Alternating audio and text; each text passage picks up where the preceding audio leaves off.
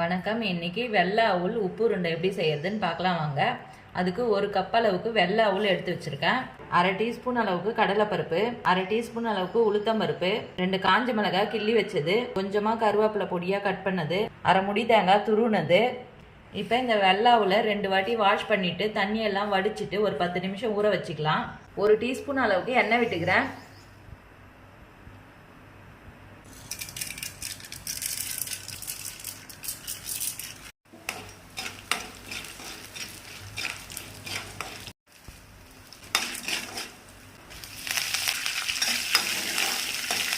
தேங்காய் துருவல் சேர்த்து கேஸ் ஆஃப் பண்ணிக்கலாம்.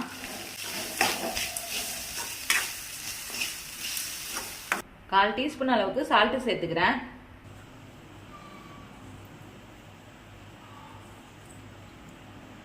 மசிச்சுக்குங்க. தண்ணியெல்லாம் வடிச்சிட்டு நீங்க மசிச்சிக்கினாதான் இந்த அளவுக்கு மசியும். இதெல்லாம் ரொம்ப தண்ணியாயிடும்.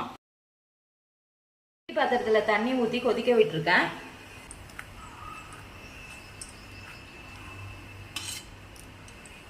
இதே நல்லா கலந்துட்டு உருண்டை பிடிச்சி வச்சுக்கலாம்.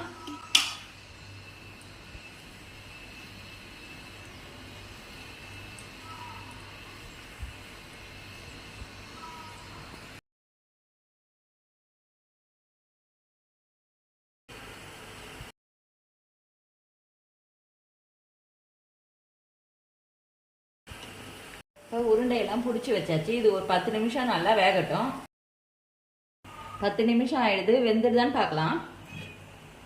நல்லா சாஃப்டாக வெந்திருக்கு. கேஸ் ஆஃப் பண்ணிக்கிறேன்.